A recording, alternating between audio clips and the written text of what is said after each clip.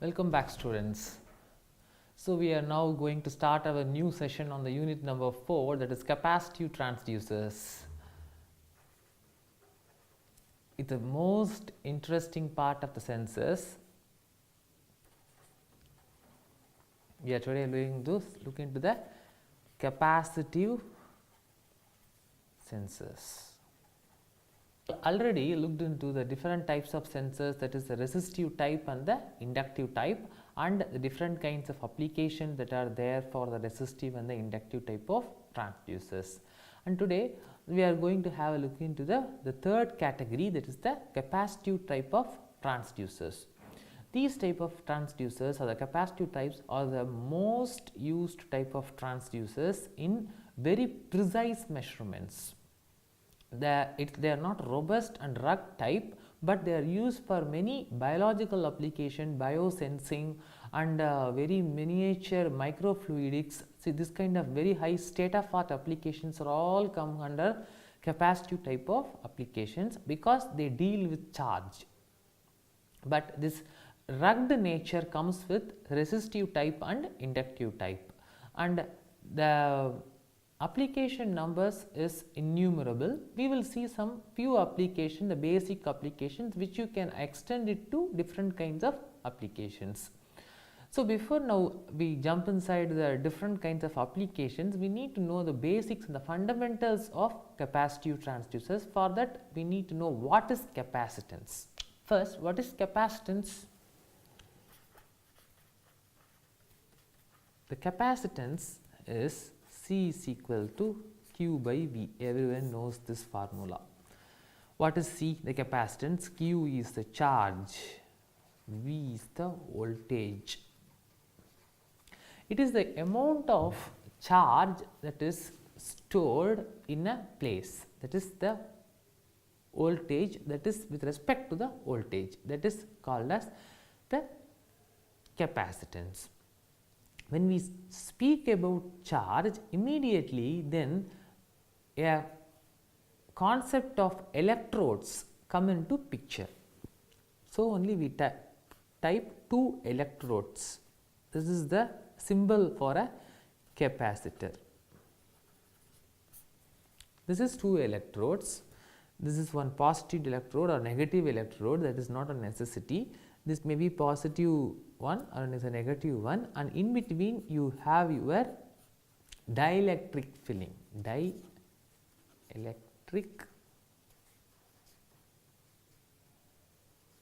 filling. Okay. They are little bit insulating based materials which will allow a little bit flow of charge, but won't allow the total flow like a conductor. But they are also not total insulators which will totally stop the movement. Okay. It is something like a semiconductor, but they are not semiconductors, they are dielectric materials which will make the accumulation of charge possible at these electrodes. So, I will make the same diagram a little bit bigger. It is a bigger one. Okay. And here inside you have a filling. Some examples of dielectrics are mica, sand. These are commonly used dielectrics. Okay. But every material has its own dielectric property. Actually, dielectric is a property of a material in material science, like resistivity, dielectric permittivity or relative permittivity, that what we call is a property of a material. Okay. These are the 2 electrodes. Okay. And in between we have our dielectric medium. Then we can take out this charge that is accumulated. Okay. This is the charge.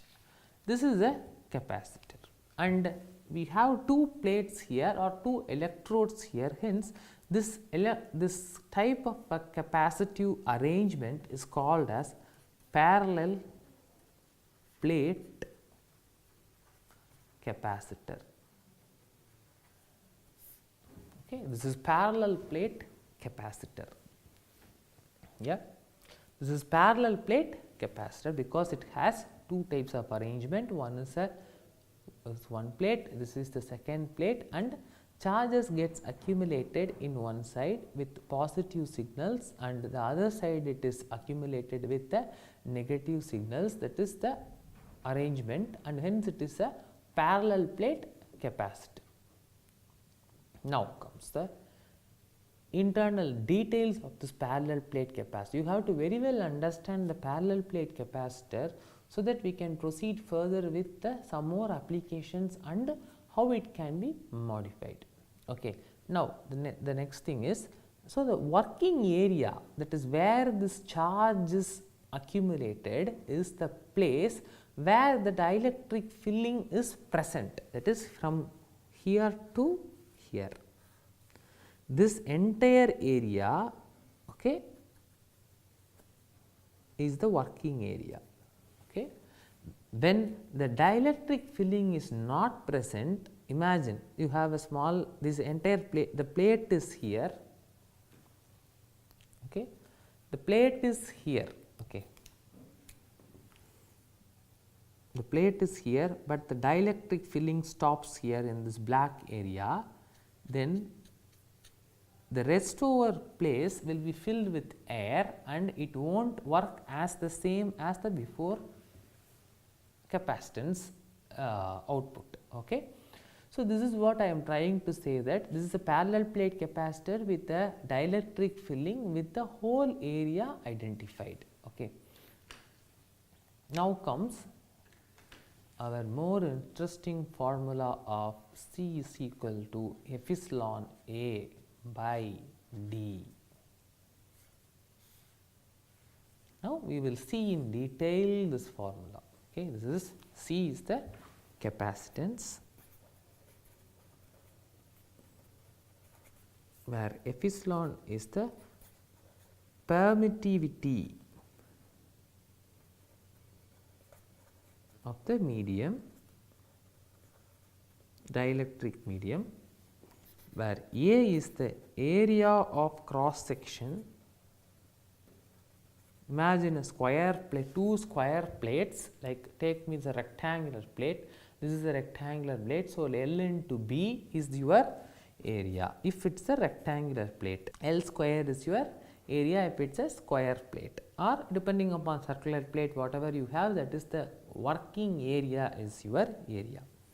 Then D is the distance between the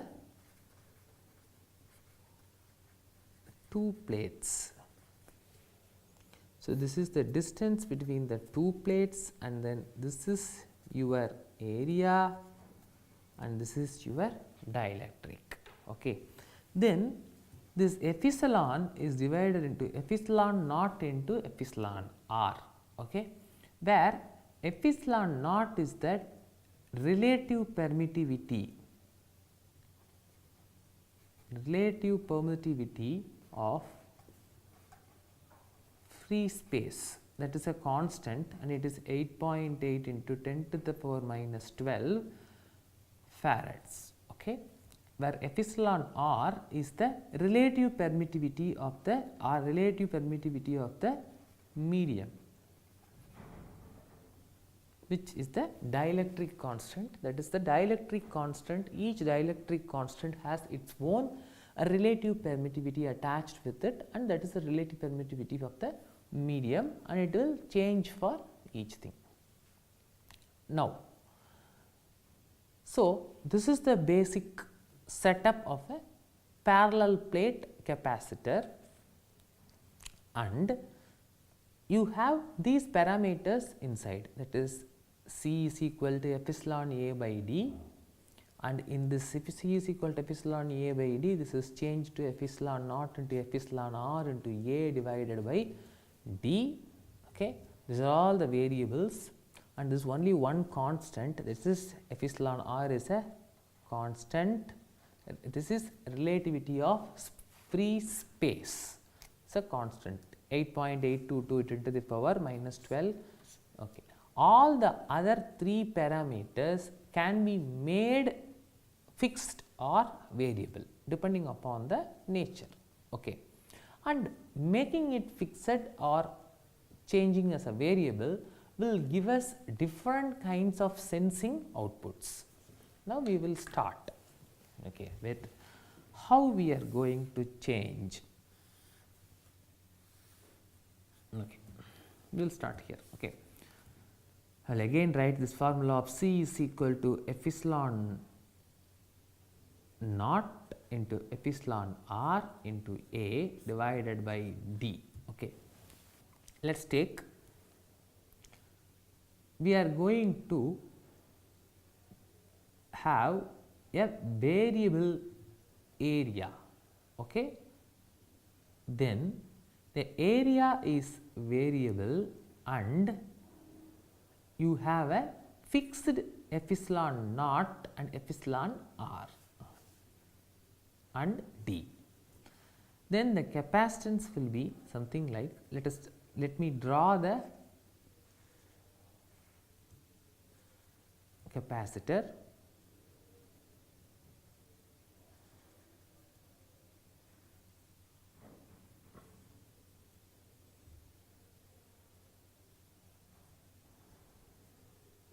So, this is your parallel plate. In between you have your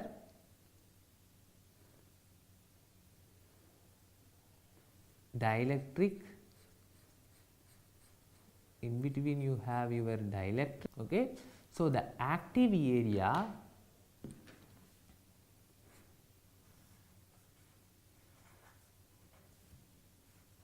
is working area is the whole area which is a rectangular L into B. Okay. Now, we are going to change the area. Okay. How we are going to change the area of this? Now, take this as something we are getting the voltage, that is the charge that what we are acquiring, and this is equivalent to the capacitance. Okay. This charge is equivalent to the capacitance by Q, C is equal to Q by V. Okay. So, this charge is equivalent to the capacitance. When we connect this kind of a parallel plate capacitor to an LCR meter, which is a LCR meter, and measure the C value or the capacitance value, we will be able to acquire the capacitance. Okay. Then now we are going to move, okay, for change of area we are going to move just this first electrode. Imagine you are going to have the second electrode fixed and move the first electrode. The previously it was sitting here, now it is moved somewhere here. Okay.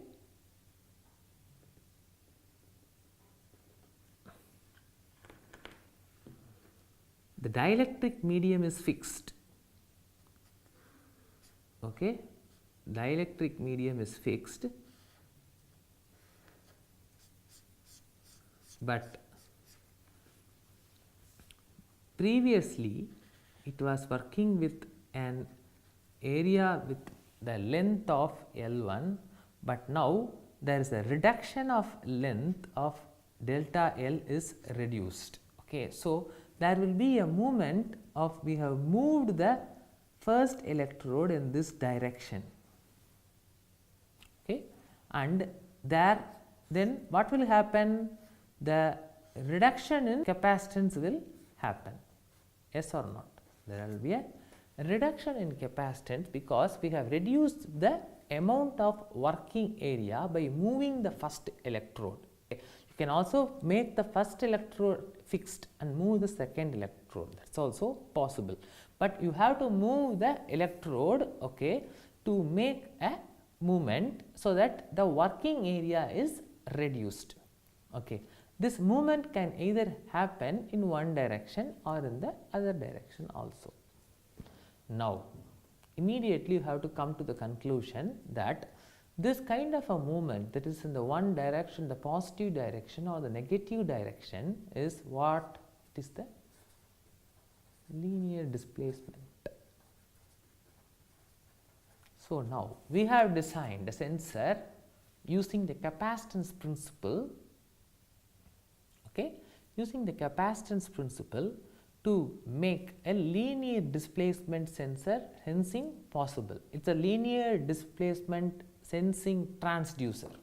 Yeah, we have a bottom electrode, a dielectric coating over that first bottom electrode, and then we have put up another one electrode over there, and we have moved the first electrode, this is at the top layer, and then that movement has given us a reduction in the working area, so that we are able to detect how much is the movement that has been done. Okay. So, this is the basic principle of a linear displacement capacitive transducer. This is a linear displacement capacitive transducer. Now, think of a angular displacement.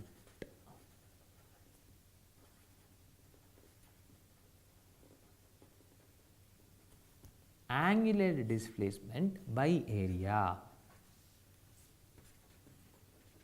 How it is possible?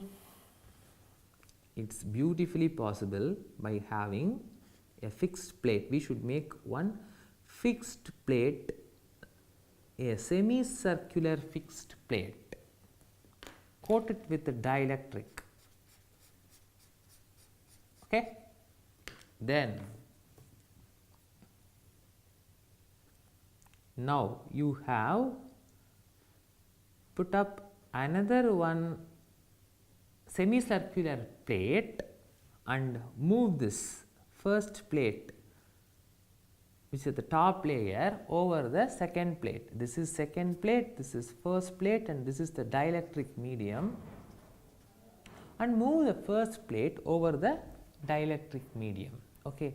This will give you a movement of around 180 degrees, okay, and you will be able to detect the variation in area, and the angular displacement will be possible to measure. This we can connect it to a LCR meter. So, it gives you the voltage and that is proportional to the capacitance. And you might have been measuring the how to convert this voltage to capacitance using a bridge named as Shering's bridge, which is a type of bridge that, like Wheatstone's bridge, is for resistance conversion to voltage. Here the Shering's bridge is for converting capacitance to voltage. Okay. So, now we have seen two concepts. One concept is the variation in area, okay, for linear displacement measurement, and for that you need normal fixed plate and a moving plate. A moving plate should be in rectangular or square shape, but here also it is a fixed plate with a dielectric coating, but it is in the semicircular nature. Okay. This is a semicircular nature, hemisphere, something like this, and you are moving the first plate over the other one, which is coated with a dielectric, and we are able to make the angular displacement measurement possible. Next comes your change of C is equal to epsilon A by D. In this you have the area change. We have seen that very well for angular and linear displacement measurement. Then we will change our D value, okay, for linear displacement first. How we can change? Let us make again our one electrode over here, coated with a dielectric, then we can change the D value by changing the nearness of this plate. The second, this is the first plate, this is the second plate. Okay. The nearness of the second plate can be made nearer to the first one or the nearness to the second one. Okay. So, this is how you are going to change the nearness of the first plate to the compared to the second plate, and you will be able to get the linear variation in the sensor. Okay. Now, here we are trying to design a sensor by giving a change in distance, that is the D value, that is the capacitance is going to reduce when you are going to increase the distance, because you are going away from the charge. Okay.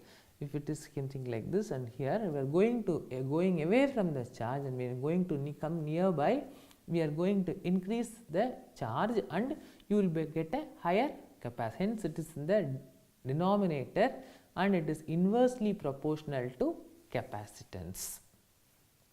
This kind of a setup, which is having a parallel plate and coated with a dielectric, and the second plate is moving, is used for the measurement of linear displacement using change of distance.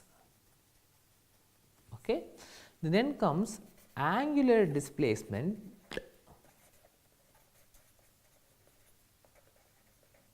measurement with change of distance. For this, we need a special type of an arrangement, something like this, a toothed rotor, something like this. Okay. A toothed rotor arrangement is needed.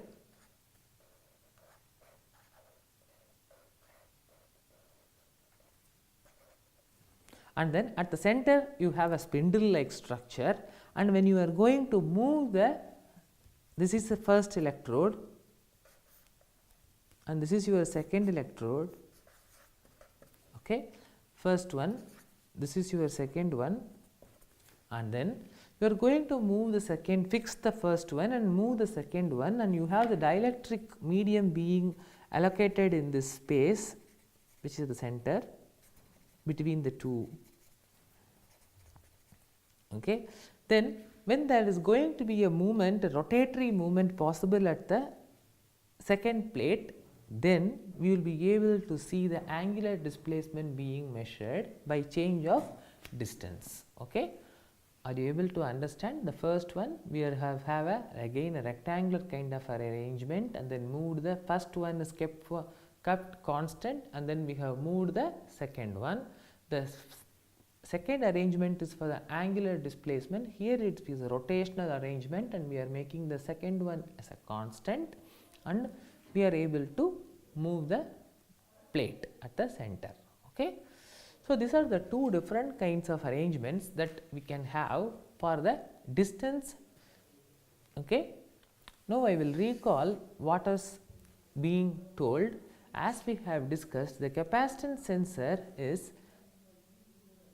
given by epsilon A by D, and this is the relative permittivity of the medium, and then this one is the area of the entire capacitor working area, and D is the distance between the two plates of any kind of a capacitor that will produce the capacitance or the charge that is necessity for the capacitor.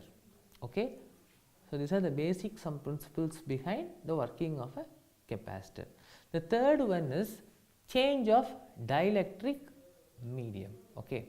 The change of dielectric medium is a bit in the next level complication. We have already seen several kinds of transducers, and then now in this unit we are seeing about the capacitive transducers. And now today we are going to see the third type of capacitive transducers. Transducers engineering unit number 4,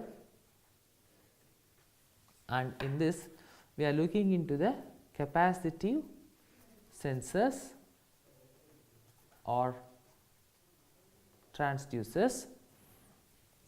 We have seen this important formula, that is the C is equal to epsilon naught into epsilon r A divided by D, yeah, where here the epsilon naught is the relative permittivity of free space, which is a constant. This is the only constant, and the epsilon r is the relative permittivity of the medium, and A is the working area, and the D is the distance between the two plates of the electrodes, and A is the cross sectional area.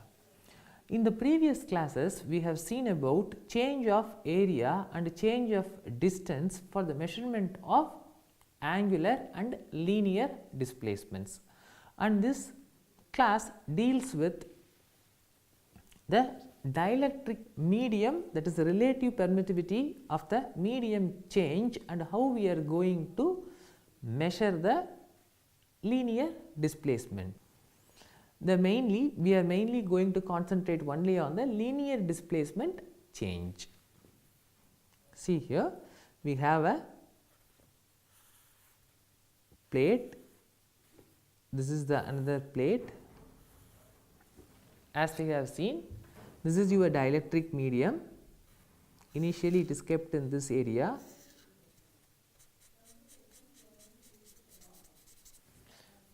and you have a voltage measured depending upon the amount of capacitance what you get depending on the dielectric, and the movement of the dielectric. Now let us imagine this is a sheet of paper or sheet of mica, okay, as I told you, and you are pulling out of the dielectric these electrodes, then it comes out in this area.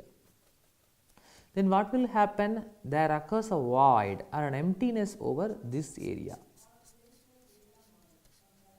okay, and only this length is the working area now, okay. So like this also we will be able to measure the linear displacement using a dielectric change. Now we are not changing anything related to the electrode, we are only making a change, that is the dielectric medium. The dielectric medium is pushed in or pushed out, that is depending upon the need, and we are able to measure the linear displacement.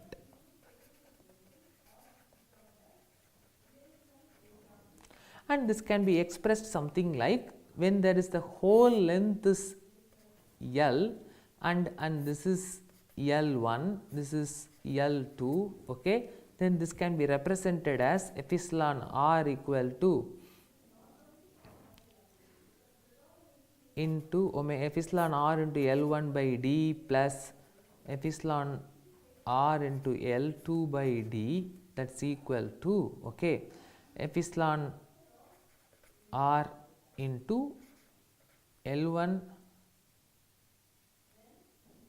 plus L2 divided by D, okay. So this is some small mathematical calculation that we can have here for the change of dielectric medium.